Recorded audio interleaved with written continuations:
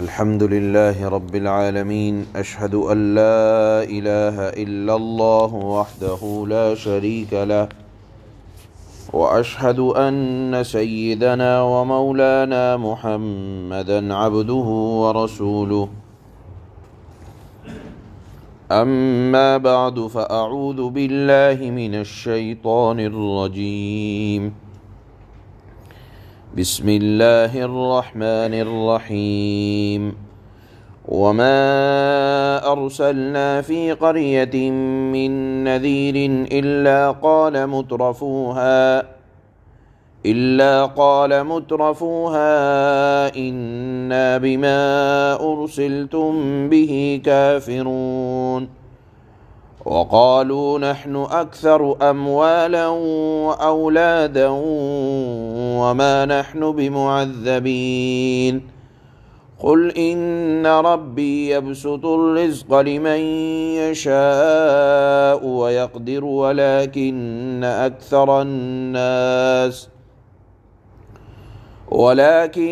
أكثر الناس لا يعلمون وما أموالكم ولا أولادكم بالتي تقربكم عندنا زلفى إلا من آمن وعمل صالحا فأولئك لهم جزاء الضعف بما عملوا وهم في الغرفات آمنون والذين يسعون في آياتنا معاجزين أولئك في العذاب محضرون صدق الله مولانا العلی العظیم۔ اس سے پہلے والی آیات میں اللہ نے مشرکین کے حالات بیان فرمائے تھے اور ارشاد فرمایا تھا کہ یہ لوگ یہ کہتے ہیں کہ ہم ہرگز قرآن پر ایمان نہ لائیں گے۔ ان کے اس طرح کہنے اور آپ صلی اللہ علیہ وسلم کے برابر دین کی محنت کرنے کی وجہ سے جب یہ اس طرح کی جملے کہا کرتے تھے تو اللہ کے نبی کو دل میں ذرا احساس اور تکلیف ہوا کرتی تھی کہ میں تو اتنی محنت کر رہا ہوں، یہ لوگ ایمان قبول کرنے کے بجائے اس طرح کے جملے کہتے ہیں، تو آپ کو تھوڑا سا غم ہوتا تھا۔ تو آج کی پہلی آیت میں اللہ فرماتے ہیں کہ اے نبی، یہ جو حالات پیش آ رہے ہیں یہ تنہا آپ کے ساتھ نہیں پیش آئے، بلکہ ہر زمانے میں پیغمبروں کا مقابلہ ایسے ہی بدبخت رئیسوں اور سرداروں نے کیا ہے کہ جو دولت اور اقتدار کے نشے میں چور ہو کر دولت اور اقتدار آدمی کو اندھا بنا دیا کرتی ہے، دولت اور اقتدار آدمی کو ایسا بنا دیتی ہے کہ وہ اپنی گردن کسی کے سامنے جھکانا نہیں چاہتا اور چھوٹے آدمیوں کو اپنے برابر میں بٹھانا نہیں چاہتا۔ مال و دولت کا اثر یہ ہے کہ وہ کسی کی بات کو جلدی سے ماننے پر آمادہ نہیں کرتا۔ اللہ نے فرمایا کہ یہ جو رؤساء ہیں، مالدار ہیں، آپ کے بارے میں طرح طرح سے جملے کہتے ہیں، آپ کی دعوت کو قبول نہیں کرتے، تو ایسا نہیں ہے کہ یہ آپ کے ساتھ حالات پیش آ رہے ہوں، بلکہ ہر زمانے کے پیغمبر اور ڈرانے والا جب اس طرح کے مالداروں کے پاس اور سرداروں کے پاس آیا تو یہی حال ہوا جو آپ کے ساتھ ان لوگوں نے کیا ہے۔ آپ ثابت قدمی کے ساتھ اپنا کام کرتے رہیں اور آپ اپنے دل کو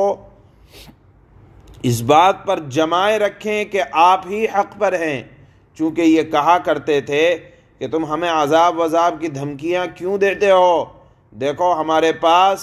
مال بھی زیادہ ہے، ہمارے پاس آل اولاد بھی زیادہ ہے، ہمارا خاندان بھی بڑا ہے، ہمارے پاس جائیدادیں بھی ہیں، اور یہ اللہ کی رضامندی کی دلیل ہے۔ کفار مکہ کہا کرتے تھے کہ اے نبی، نہ آپ کے پاس مال ہے، نہ آپ کے پاس جائیداد ہے، نہ آپ کی اولاد ہے،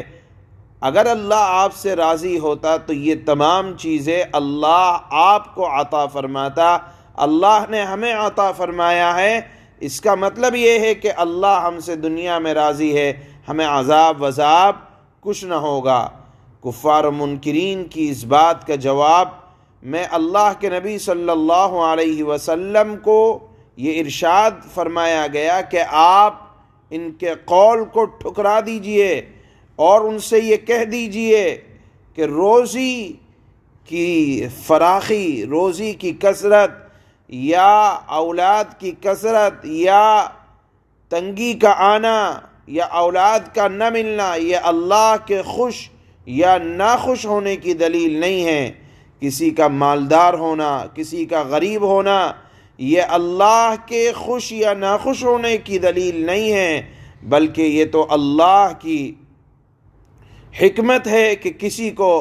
مال و دولت دیتا ہے اور پھر آزماتا ہے، کسی کو بغیر مال و دولت دیے آزماتا ہے۔ بہرحال اگر کسی کے پاس آل اولاد زیادہ ہے، مال و دولت زیادہ ہے، روزی کی فراوانی ہے، تو اس کا مطلب یہ نہیں ہے کہ اللہ اس سے راضی ہے۔ اس کا مطلب یہ نہیں ہے کہ جس کے پاس مال نہیں ہے، اولاد نہیں ہے، جائیداد نہیں ہے تو اللہ اس سے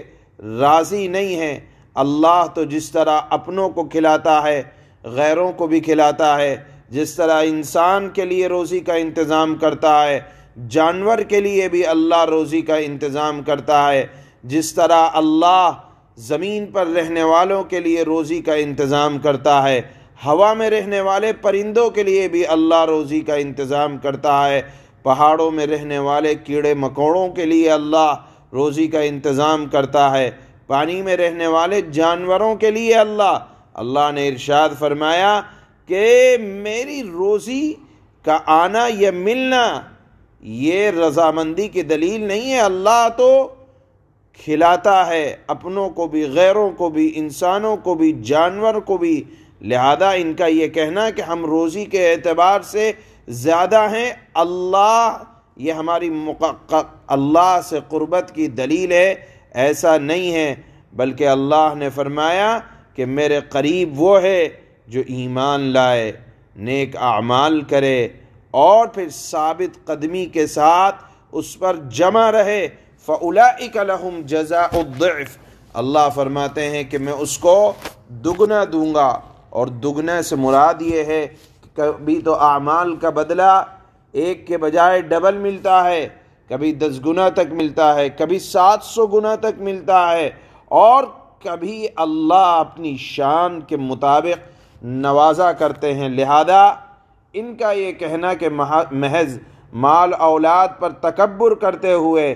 کہ ہم اللہ کے مقرب ہیں، اللہ کے مقرب تو ایمان والے، نیک عمل کرنے والے اور اپنی گردن کو جھکانے والے، سجدہ کرنے والے، اللہ کے قریب تو یہی لوگ ہیں۔ اے نبی آپ مطمئن ہو جائے۔ قرآن میں یہ بات متعدد جگہ اللہ نے بیان فرمائی ہے کہ انبیاء کی دعوت کا مقابلہ سب سے پہلے اگر کسی نے کیا ہے تو وہ یہی خوشحال طبقہ تھا جس کو اللہ نے مال و دولت دی، اس نے انبیاء کی دعوت کو روکا ہے، اور انبیاء کے خلاف سب سے پہلے دنیا کے ظاہر پرست آئے ہیں۔ لہذا یہ ہرگز رضامندی کی دلیل نہیں ہے کہ جن کے پاس مال و دولت کی کثرت ہے اور وہ انبیاء کا مقابلہ کر رہے ہیں تو وہ یہ نہ سمجھیں کہ یہ اللہ کی رضامندی کی دلیل ہے، بلکہ ہر زمانے کے انبیاء اور حق بات کہنے والوں کے مقابلے میں اگر کوئی سب سے پہلے کھڑا ہوگا تو یا تو یہی اقتدار کے نشے میں چور، مال و دولت کی کثرت کے نشے میں چور لوگ حق بات کے خلاف آیا کرتے ہیں۔ یہ آج کی آیات کے مضمون سے خلاصہ نکلتا ہے۔ چنانچہ اللہ فرماتے ہیں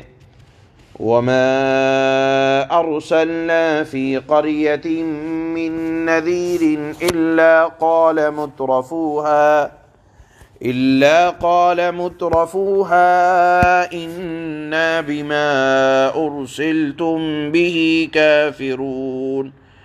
اور اے نبی، جس کسی بستی میں ہم نے کوئی خبردار کرنے والا پیغمبر بھیجا، اس کے خوشحال لوگوں نے یہی کہا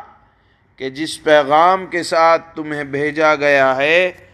ہم اس پیغام کو ماننے سے انکار کرتے ہیں۔ وَقَالُوا نَحْنُ أَكْثَرُ أَمْوَالًا وَأَوْلَادًا وَمَا نَحْنُ بِمُعَذَّبِينَ۔ اور کہا ان نافرمانوں نے کہ ہم مال اور اولاد میں تم سے زیادہ ہیں اور ہمیں عذاب ہونے والا نہیں ہے، یعنی یہ مال کی کثرت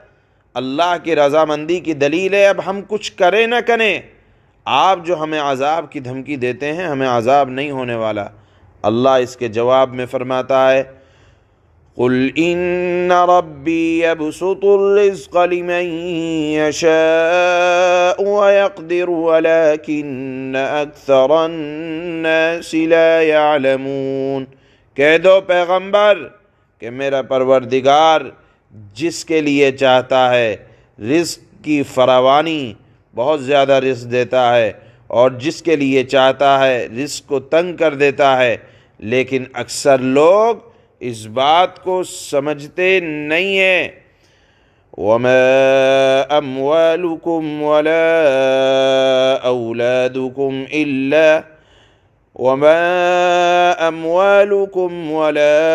أَوْلَادُكُمْ بِالَّتِي تُقَرِّبُكُمْ عِندَنَا زُلْفَىٰ إِلَّا مَنْ آمَنَ وَعَمِلَ صَالِحًا فَأُولَئِكَ لَهُمْ جَزَاءُ الضِّعْفِ بِمَا عَمِلُوا وَهُمْ فِي الْغُرُفَاتِ آمِنُونَ۔ اور دیکھو یہ تمہارے مال تمہیں اللہ کا قرب عطا کرتے ہیں، اور نہ تمہاری اولاد، نہ تمہارے مال تمہیں اللہ کا قرب عطا کرتے ہیں، نہ تمہیں تمہاری اولاد، ہاں مگر جو ایمان لائے نیک عمل کرے تو ایسے لوگوں کو ان کے عمل کا دوہرا ثواب ملے گا اور وہ جنت کے بالا خانوں میں آرام کریں گے۔ والذین یسعون فی آیاتنا معاجزین اولئک فی العذاب محضرون۔ اور جو لوگ ہماری آیتوں کے بارے میں یہ کوشش کرتے ہیں کہ ان کو ناکام بنائیں، یاد رکھیں وہ لوگ کہ ان کو عذاب میں دھر لیا جائے گا۔ سبحان اللہ بحمدہ، سبحان اللہ۔